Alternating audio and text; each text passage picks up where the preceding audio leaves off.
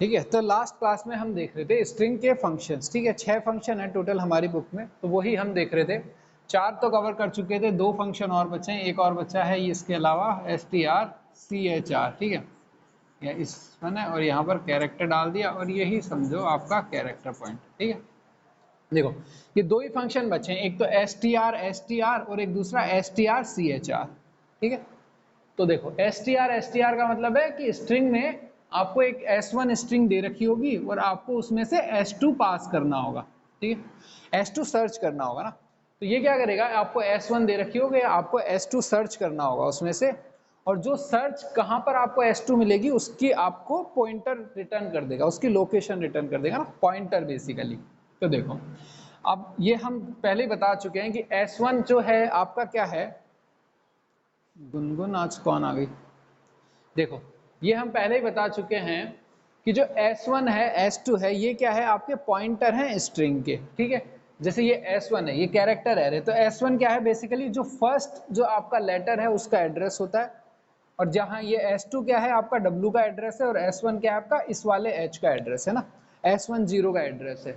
इस तरह से आप समझो इसको। तो s1 जो है पॉइंटर है पहले कैरेक्टर का, s2 है पॉइंटर पहले कैरेक्टर का। तो ये हम यहाँ पर इसमें पास करवा रहे हैं, जो भी स्ट्रिंग है उसके पहले कैरेक्टर का एड्रेस पास करवाया इस स्ट्रिंग में। ठीक है, s2 जो है वो मेरे को फाइंड करनी है, तो उसका मैंने एड्रेस पास करवा दिया। तो ये रिटर्न क्या करेगा, ये रिटर्न करेगा वो एड्रेस जहां पर s2 मिलेगा इसको। ठीक है, वो एड्रेस रिटर्न करेगा जहां पर s2 मिलेगा। देखो अब कैसे है कि मैंने लिया s1 character s1 hello world. ठीक है, 2 बार हेलो वर्ल्ड लिख दिया, हेलो वर्ल्ड और हेलो वर्ल्ड। ठीक है, ये मैंने s1 लिया हेलो वर्ल्ड, s2 मैंने लिया केवल वर्ल्ड। ठीक है, अब क्वेश्चन क्या है, ये फंक्शन क्या करेगा, s1 में s2 को फाइंड करेगा। तो ये मेरे पास s1 है, इसमें s2 को फाइंड करना है, तो फाइंड कहां करेगा, सबसे पहले शुरू से फाइंड करता हुआ चलेगा, जहां पर इसको मिल जाएगा वहां पर वो रुक जाएगा। ठीक है, तो वर्ल्ड यहां से सर्च करेगा, तो यहां इसको वर्ल्ड मिल जाएगा। ठीक है, ये वर्ल्ड मिल गया इसको। ठीक है, एक वर्ल्ड ये भी है ना, ये भी वर्ल्ड है, लेकिन ये क्या करता है, शुरू से फाइंड करना स्टार्ट करता है इधर से, तो जो इसको पहले वाला मिल जाता है उसी को ही ये रिटर्न कर देता है। तो अब ये क्या रिटर्न करेगा, ये रिटर्न करेगा इस w का एड्रेस। ठीक है, इस वाले w का एड्रेस रिटर्न कर देगा ये। तो जब मैं इसको प्रिंट करवाऊंगा, प्रिंट परसेंटेज एस, तो मेरा आंसर क्या आएगा, मेरा आंसर आएगा वर्ल्ड, वर्ल्ड और फिर हेलो और फिर वर्ल्ड। ये मेरा आउटपुट आएगा। ठीक है, देख लो इसको अच्छे से देख लो।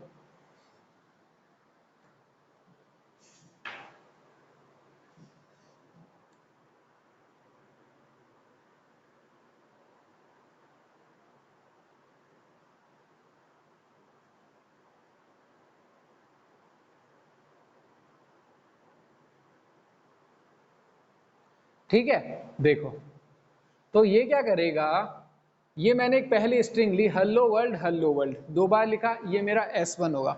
s2 क्या है, जो मेरे को पहली स्ट्रिंग में जो फाइंड करना है वो है। ठीक है, तो s2 सपोज मैंने ले लिया वर्ल्ड, अब मेरी पहली स्ट्रिंग में मुझे दूसरी स्ट्रिंग फाइंड करनी है, ये वर्ल्ड फाइंड करना है। ये क्या करेगा, शुरू से स्टार्ट करेगा, शुरू से स्टार्ट करेगा फिर फाइंड करेगा।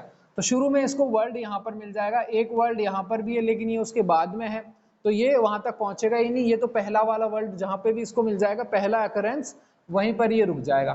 ये वर्ल्ड इसने फाइंड कर लिया, फाइंड कर लिया। अब ये रिटर्न क्या करेगा, रिटर्न क्या करता है कि जो w वर्ल्ड मिला ना उसको, उसका एड्रेस रिटर्न कर देगा, तो इस w का एड्रेस रिटर्न कर देगा, ये w का एड्रेस रिटर्न कर देगा। तो यहां पर क्या आएगा, बेसिकली जब मैं इसको रन करवाऊंगा तो ये रिटर्न क्या करेगा, इस w का एड्रेस रिटर्न करेगा। तो सपोज ये है मेरे पास एड्रेस ऑफ ये w का एड्रेस, तो ये 0 1 2 3 4 5, तो ये बेसिकली आपके पास हो जाएगा s1 और 5 है ना। तो ये बेसिकली चीज यहाँ पर रिटर्न कर देगा। और जब इस चीज को मैं प्रिंट करवाऊंगा, मैंने यही देखा s1 क्या है, मेरा एड्रेस है s0, तो जब इस किसी भी एड्रेस को मैं कैरेक्टर में प्रिंट करवाता हूं तो वहां से स्टार्ट होता है प्रिंट करना, और तब तक जाता है जब तक नल कैरेक्टर नहीं आ जाता।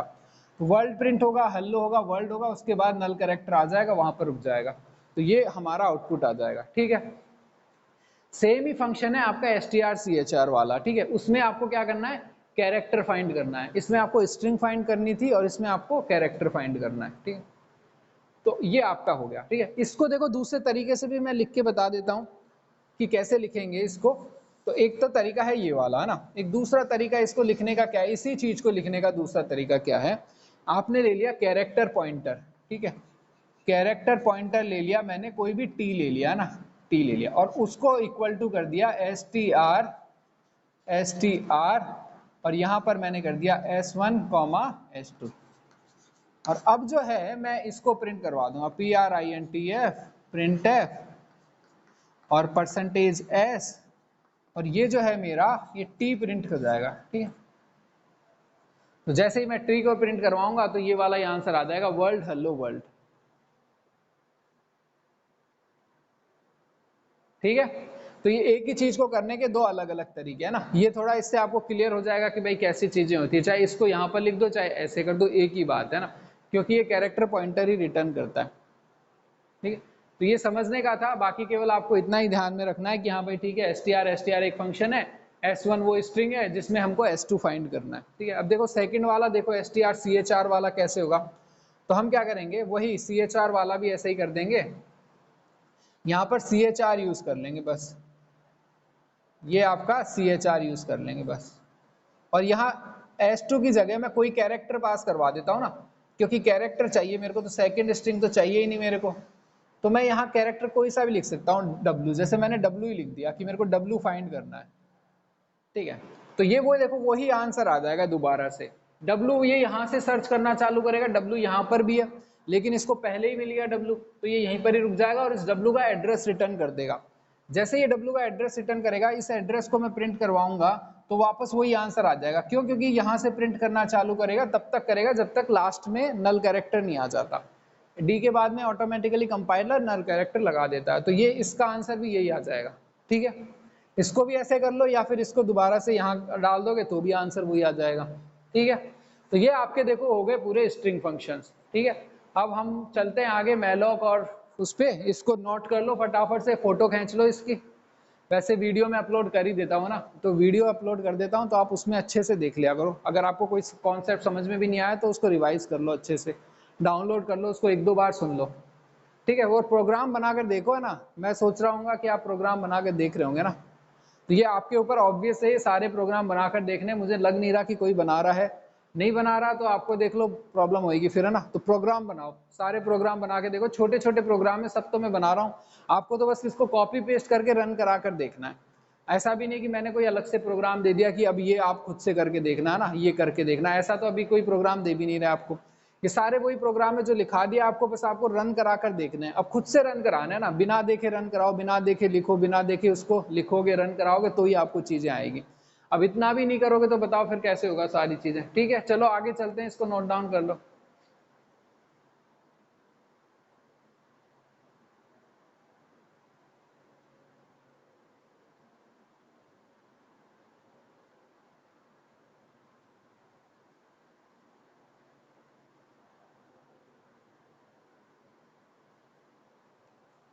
देखो अब इसमें भी मैं वही है कि यहाँ पर जैसे W की जगह मैं कोई कैरेक्टर पास करवा सकता हूँ, ऐसे ऐसे ले सकता हूँ character CH, character generally CH variable से ही लेते हैं ना, या आप कोई सा भी वेरिएबल ले सकते हो, ठीक है, CHAR भी लिख दो, कुछ भी लिख दो, आपके मन में है तो ही लिख दो, CH ले लेते हैं जनरली, क्योंकि ऐसे बस जनरली लोग यूज में लेते हैं तो अपन भी ले लेते हैं, यहाँ पे मैंने W लिख दिया बस, और यहाँ मैंने CH पास करवा दिया ऐसे, ठीक है। तो ऐसे भी कर लो इसको, ये भी एक ही बात है, ठीक है। आपने वेरिएबल में लेके वेरिएबल यहाँ डाल दिया, या फिर आपने डायरेक्ट W यहाँ पर डाल दिया, दोनों चीजें मैंने बता दी, अब इसकी प्रैक्टिस करो अच्छे से खूब। ये आपके स्ट्रिंग फंक्शंस हो गए हैं, सारे फंक्शन जो है आपके string.h में है, इसीलिए मैंने ये फाइल यहाँ पर इंक्लूड करी है, अगर ये फंक्शन यूज में नहीं लेता तो इसको इंक्लूड करने की जरूरत नहीं थी, ठीक है। अब नेक्स्ट वाला देखते हैं हमारा, इसको कर लो।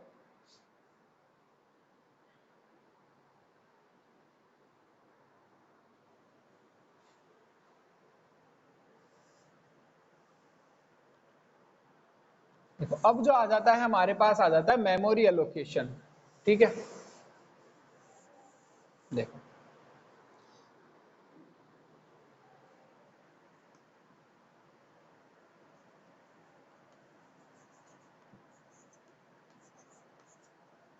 बेसिकली हमारे पास अब चार फंक्शन और है, चार पांच फंक्शन है हमारे पास। एक तो देखो आपके पास है मैलॉक,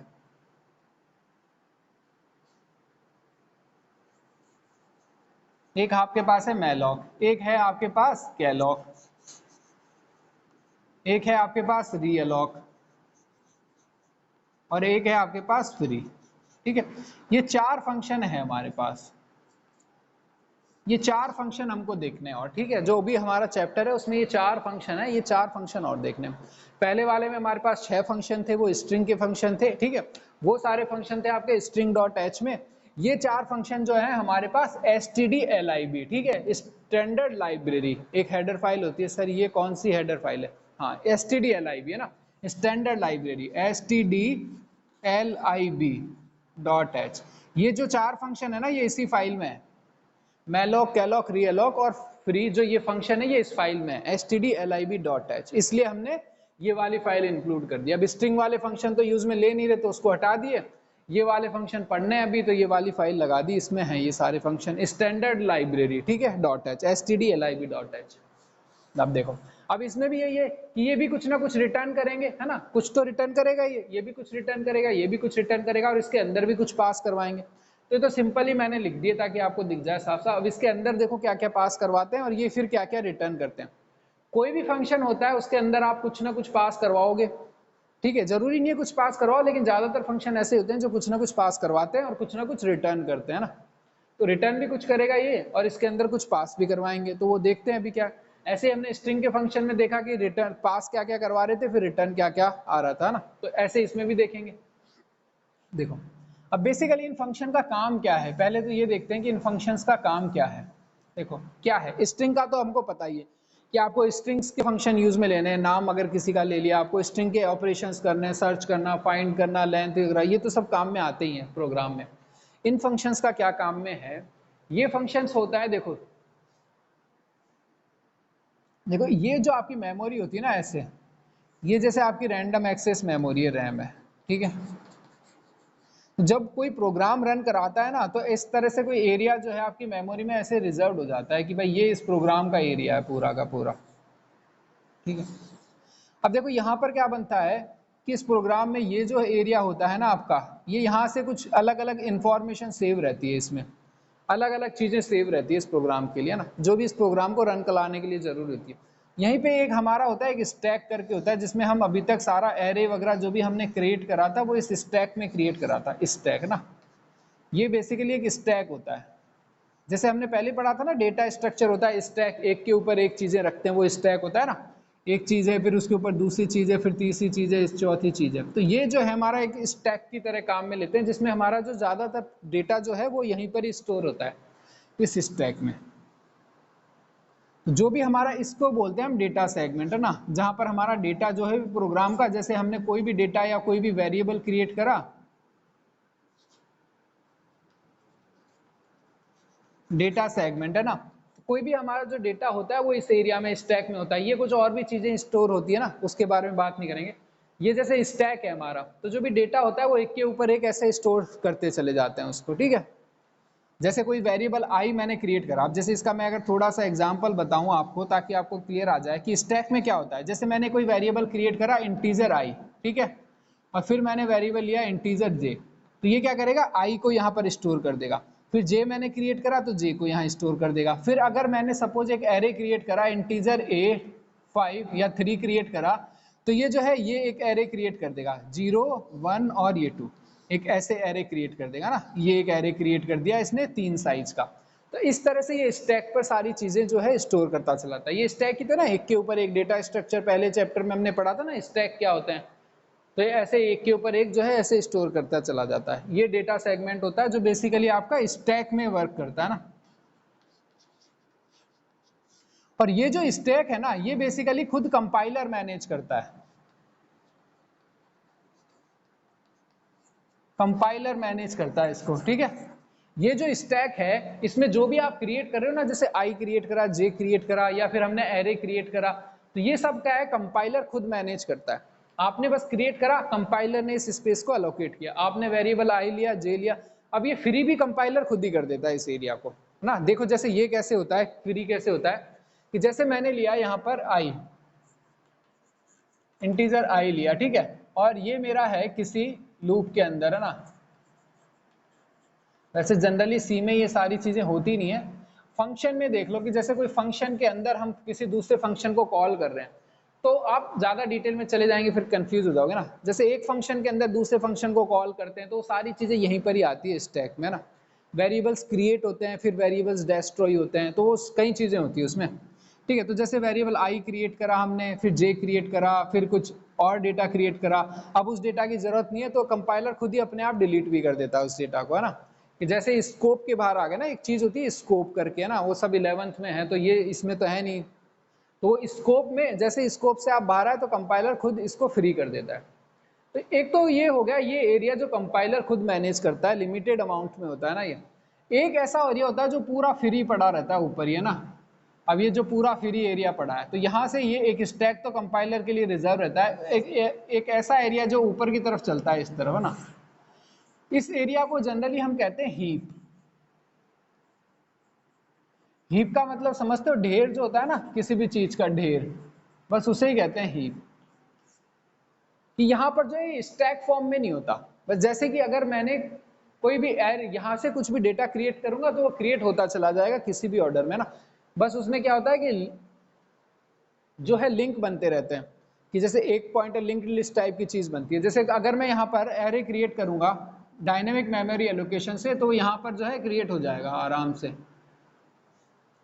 तो इस एरिया को बोलते हैं हीप, जैसे कि ढेर टाइप का ना। ये स्टैक फॉर्म में होता है, ये स्टैक फॉर्म में नहीं होता, इसको हीप बोलते हैं। हीप का मतलब ऐसे ढेर होता है ना, कि यहाँ पर आपको जितना भी एरिया चाहिए आप ले लो, जितना भी अवेलेबल मेमोरी में है तो सारा आप इसको एक्सेस कर सकते हो जब तक कि अवेलेबल है। ये लिमिटेड होता है कि हाँ भाई कंप्यूटर को इतना ही एलोकेट हो गया, इससे ज़्यादा नहीं होगा हमारे प्रोग्राम को। लेकिन ये हीप होता है, इसमें आप जितनी एरे की साइज यहाँ क्रिएट कर सकते हो ना, उससे ज़्यादा एरे की साइज यहाँ पर क्रिएट हो सकती है। मैंने आपको बताया था कि जैसे एरे की भी एक साइज होती है कि आप उससे ज़्यादा एरे साइज का क्रिएट नहीं कर सकते, क्योंकि वो आपके लिए स्पेस ही नहीं है उसके पास मेमोरी में। ठीक है, ज़्यादा का एरे क्रिएट करोगे तो एरर बता देगा भाई इतनी सफिशिएंट मेमोरी नहीं है। लेकिन इस केस में क्या होता है कि जब इस तरह से एरिया क्रिएट करते हैं ना एरे के लिए, तो वो और ज़्यादा आपको मेमोरी मिल सकती है वहाँ पर। तो देखो, इससे ही बोलते हैं, यहाँ जब जैसे मैंने एरे क्रिएट करा, यहाँ पर अगर कोई एरे क्रिएट करा तो उसको बोलते हैं हम कंपाइल टाइम एरे क्रिएशन, है ना। उसको कह सकते हैं हम कंपाइल टाइम बेसिकली इनिशियलाइज करते हैं किसी भी एरे को। कंपाइल टाइम आ जाता है ये जनरली, जब भी हम ऐसा करते हैं तो यहाँ कंपाइल टाइम पर होता है। और ये जो है हम यूज करते हैं रन टाइम पर। इसको हम जो है डायनेमिक बोल सकते हैं, डायनेमिक मेमोरी एलोकेशन। ये बेसिकली डायनेमिक होता है, ये आपका स्टैटिक होता है, क्योंकि ये आपका कंपाइलर से मैनेज होता है। कंपाइल टाइम पर ही सारी चीजें हो जाती है यहाँ पर, यहाँ रन टाइम पर होती है काफी चीजें। देखो अब कैसे जो है एरे क्रिएट करते हैं रन टाइम पर, है ना। तो एरे जो है आप दो तरह से क्रिएट कर सकते हो, एक तो वाला ये वाला इस टाइम पर, एक जो है इस टाइम पर कंपाइल टाइम पर, और एक होता है रन टाइम पर।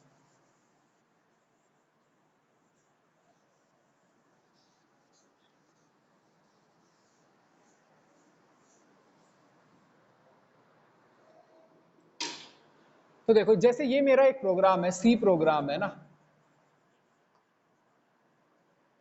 अब ये जो सी प्रोग्राम है, ये पहले क्या होता है कंपाइल करना पड़ता है इसको, है ना, तभी जाकर ये जो है कंप्यूटर की लैंग्वेज में जो आपका एग्जीक्यूटेबल कोड है, या फिर मशीन लैंग्वेज बोल दो इसको, ये मशीन लैंग्वेज में कन्वर्ट होता है। और फिर ये जो प्रोग्राम है ये एक्चुअल में आपका रन होता है। तो ये आपका कंपाइल टाइम होता है, ये आपका रन टाइम होता है ना। ये हम सब बता चुका हूँ मैं ये वाली बातें, कि जब आपका जो प्रोग्राम है सी लैंग्वेज में, उसको मशीन लैंग्वेज में कन्वर्ट करते हैं, तो ये जो है बीच वाला जो टाइम होता है कंपाइल टाइम से मैं मशीन लैंग्वेज में कन्वर्ट करते हैं, इसी को ही कंपाइल टाइम बोलते हैं ना। और फिर जब मशीन लैंग्वेज में प्रोग्राम आ गया, जब इसको रन करवाते हैं प्रोग्राम को, तो वो रन टाइम आ जाता है। तो जो स्टैक पर जब हम एरे क्रिएट करते हैं ना इस तरह से, इंटीजर 8 10, तो यहाँ पर जो है आपको साइज बतानी पड़ती है। और ये जो एरे क्रिएट होता है ये कंपाइल टाइम पर क्रिएट होता है।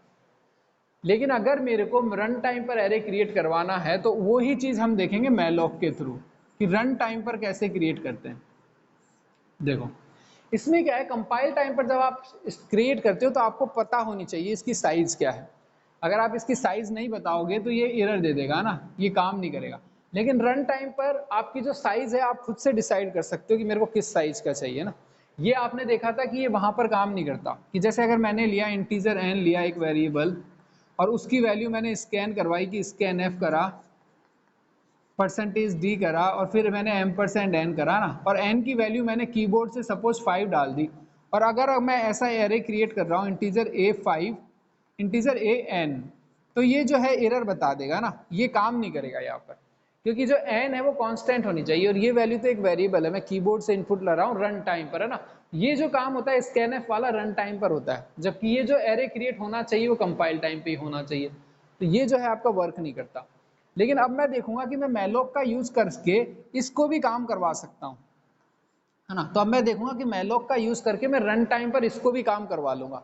कैसे काम करवाते हैं वही देखेंगे कि रन टाइम पर कैसे आप एक एरिया क्रिएट करते हो ना, और उस एरिया को आप एरे की तरह काम में ले सकते हो। देखो कैसे करते हैं।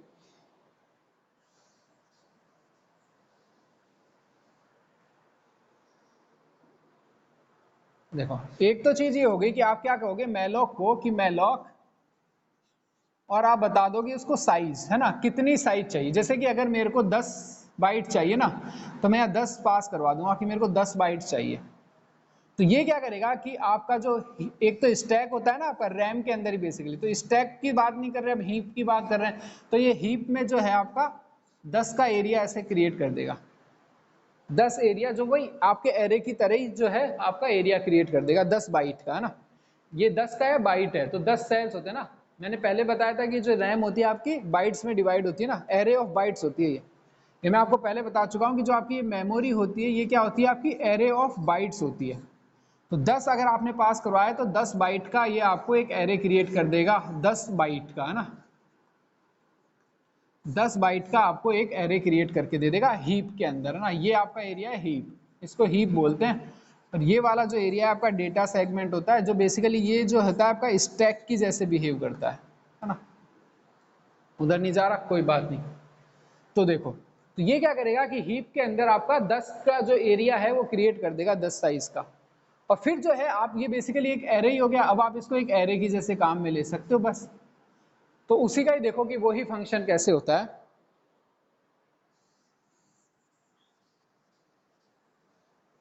तो मेरे को अगर मान लो कि मेरे को 5 साइज का क्रिएट करना है ना, जैसे कि ये है, मेरे को 5 साइज का एरे क्रिएट करना है, तो कैसे करूंगा डायनेमिकली, है ना। रन टाइम पर मेरे को क्रिएट करना है 5 साइज का एरे, तो कैसे करूंगा, मैं लिखूंगा इंटीजर, या फिर अभी इसको इंटीजर को छोड़ो, आप लिखोगे मैलोक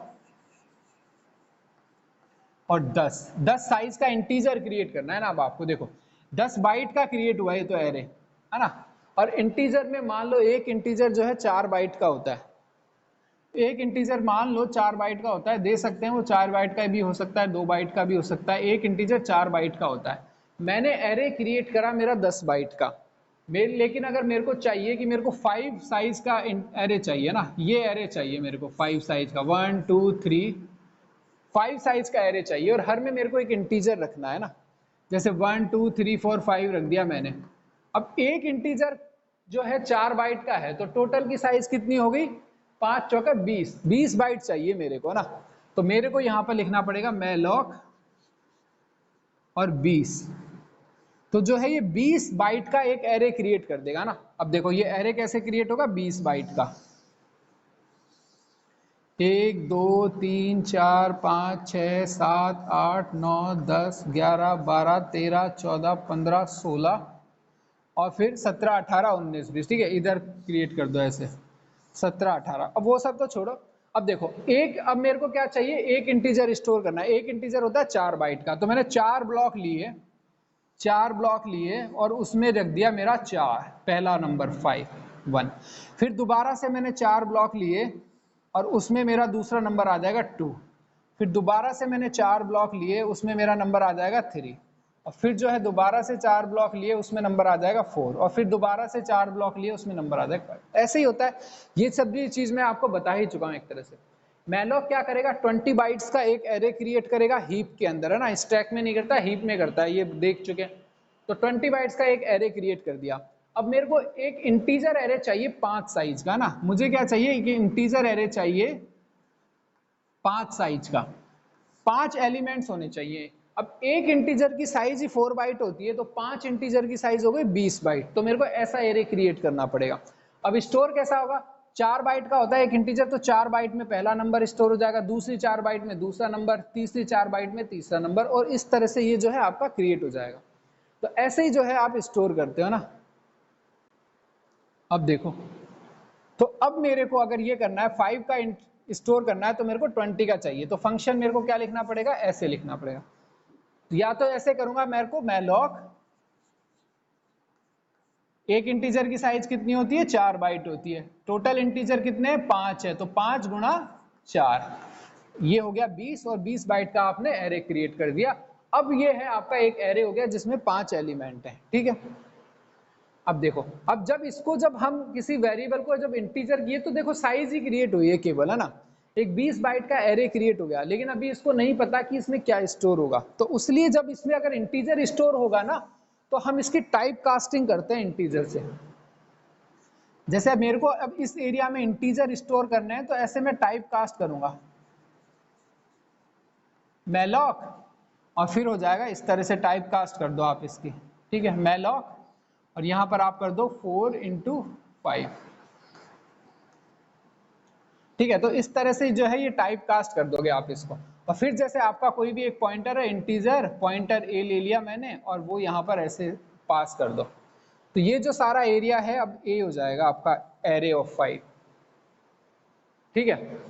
तो देखो, जब भी मैंने ये करा मैलॉक 4 × 5, तो इसने क्या करा, 20 बाइट का एक एरे क्रिएट कर दिया, है ना, 20 बाइट का एक एरे क्रिएट कर दिया, लेकिन अभी नहीं पता कि इस एरे में क्या स्टोर होगा ना, इंटीजर स्टोर करवाओगे या फिर कैरेक्टर स्टोर करवाओगे या फिर फ्लोट स्टोर करवाओगे। इंटीजर की साइज 4 बाइट होती है, कैरेक्टर की 1 बाइट होती है, फ्लोट की भी 4 हो सकती है, 8 भी होती है ना, तो ये सारा अभी इसको नहीं पता, तो हम इसको बता देते हैं कि भाई क्या स्टोर होगा। अब जैसे इंटीजर स्टोर होगा तो यहाँ पर इंटीजर स्टार लगा देते हैं, अगर यहाँ पर कैरेक्टर स्टोर करवाते तो यहाँ पर कैरेक्टर स्टार लगवा देते। कैरेक्टर की साइज 1 ही बाइट होती है ना, तो अगर मुझे 5 कैरेक्टर के लिए एरे क्रिएट करना होता तो मैं केवल यहाँ पे 5 ही लिख देता, 1 × 5 कर देता, तो 5 बाइट का ये एक एरे क्रिएट हो जाता और हर बाइट में एक कैरेक्टर स्टोर हो जाता, ठीक है। तो अब ये है, क्योंकि ये मेरा एक इंटीजर एरे है तो एक वेरिएबल क्रिएट कर दिया मैंने, इंटीजर पॉइंटर ए, और फिर जो है ये आपका एक एरे हो गया, एक एरे की तरह बिहेव करेगा, बस ये। तो देखो अब इसको कैसे करते हैं, प्रोग्राम बनाते हैं इसका। ये तो कॉन्सेप्ट हो गया पूरा, कॉन्सेप्ट आपने 11th में पढ़े नहीं है, इसलिए आपको हो सकता है आपको बहुत दिक्कत आ जाए, और हमारे पास भी इतना टाइम नहीं है कि एक एक चीज को बहुत धीरे धीरे से समझाया जाए, है ना।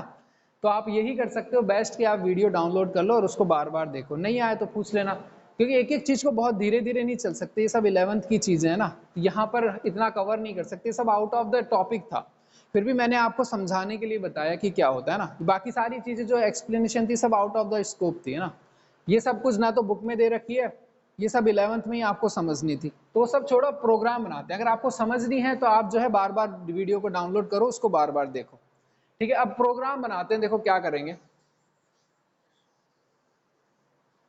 फटाफट से, चलो। तो देखो पहला तो देखो मेरा जो प्रोग्राम होता है वो कैसे बनता है, सीधा सा ऐसे ही मैं लेता हूं, इंटीजर ए मैंने लिया, मेरे को 5 का क्रिएट करना है, ठीक है, ऐसे मैं लेता हूं, इंटीजर ए ले लिया मैंने, और अगर मेरे को इसमें वैल्यूज डालनी है तो कैसे डालूंगा, फॉर i = 0 और i < 5 और प्लस i हो गया ना, और ये आ गया, और मैं यहां पर कर दूंगा scanf %d और आपका आ जाएगा %a of i। तो ये जो है आपका पहले वाला था जो हमने देखा है ना, तो बस ये मैंने केवल क्रिएट ही करा है ना इसको, अभी मैंने प्रिंट वगैरह कुछ नहीं करवाया, तो ये बस केवल क्रिएट करा है। तो कैसे हो जाएगा, अगर आपको चलो प्रिंट करवाना है तो प्रिंट का भी लगा दो इसमें, फिर मैंने ये क्रिएट करा है यहाँ पर, तो ये तो आपका हो गया एरे को क्रिएट करना ना, ये तो होता है आपका एरे को क्रिएट करना। फिर सेम ही चीज हमारी जो है i < 5 और प्लस i, ठीक है, और वो ही जो है मैं क्या करा दूंगा, आपके printf करवा दूंगा, printf %d और यहां पर आ जाएगा आपका a of i, ठीक है। तो ये जो है आपका ये वाला प्रोग्राम हो गया, नीचे लिख दो आप get ch वगैरह जो लिखना है आपको ये लिख दो, ठीक है। तो अब ये जब प्रोग्राम रन होगा तो क्या होगा, जब ये प्रोग्राम रन होगा कमांड प्रॉम्प्ट पर आप रन करवाओगे, सपोज ये आपका कर्सर है इस तरह से, ठीक है, जब आप ये रन करवाओगे तो यहाँ पर आएगा, ये आपसे 5 वैल्यू मांगेगा एंटर करने की, सपोज आपने 1 एंटर करा, फिर 2 एंटर करा, फिर 3 करा, फिर 4 करा, फिर 5 करा, तो ये क्या करेगा, आपके पास एक एरे क्रिएट कर देगा। मैं यहाँ पर क्रिएट कर देता हूँ इस तरह से ना, ये एरे क्रिएट कर देगा 1 2 3 4 और 5, ये 5 वैल्यू मैंने डाली है 5, ये तो आपका हो गया क्रिएट। फिर आप इसको अगली स्टेप में प्रिंट ऐसे करवाते हो ना, तो ये क्या करेगा, क्रिएट कर दिया आपने, जब आप इसको प्रिंट करवाओगे तो दोबारा से ये ऐसे प्रिंट कर देगा ना। यहाँ पर मैंने बैकस्लैश n नहीं लगवाया तो ये एक ही लाइन में प्रिंट कर देगा 1 2 3 4 5 है ना, ये ऐसे प्रिंट कर देगा क्योंकि मैंने बैकस्लैश n नहीं लगाया। तो ये तो प्रोग्राम आप कर चुके हो, ये तो था आपका कंपाइल टाइम पर आपको एरे क्रिएट करना है ना, ये तो था कंपाइल टाइम पर आपको एरे क्रिएट करना था। अब ये है कि जब प्रोग्राम रन हो रहा है तब आपका प्रोग्राम कैसे क्रिएट होगा एरे ना। तो देखो उस केस में क्या करेंगे, सेम ही चीज है ना, यही मैंने लिखा यहाँ पर void main लिखा, और देखो क्या करा कि यहाँ पर मैंने वही चीज सेम वाले को ही ले लेता हूँ ना, अभी मैं नहीं लेता ज्यादा, तो मैंने क्या करा कि मेरे को एरे चाहिए था, यहाँ पर मैंने लिया इंटीजर a 5, यहाँ पर लिखूंगा integer pointer a is equal to integer pointer malloc, ठीक है। अब देखो कितनी साइज का एरे चाहिए मेरे को, 5 का चाहिए ना, और हर एरे क्या शक्ति है मेरा नाम, तो नहीं मेरा नहीं है, ठीक है। तो मेरे को क्या चाहिए, वही 20 चाहिए, 20 कैसे होगा, 5 साइज का तो एरे है और हर इंटीजर की साइज होती है 4 बाइट, ठीक है। एक इंटीजर की साइज होती है 4 बाइट और मेरे को चाहिए 5 इंटीजर, तो टोटल मेरे को 20 बाइट चाहिए, ठीक है।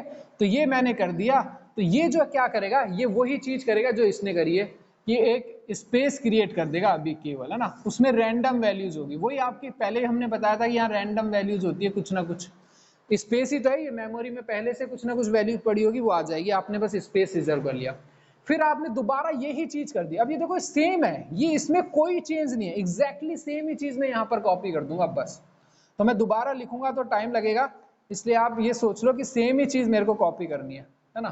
For i equal to 0, i less than 5 और ये प्लस प्लस i, ठीक है। और वही जो है मेरा आपका स्कैन एफ हो जाएगा %d और ये मेरा आ गया आपका m%ai, ठीक है, वही चीज है।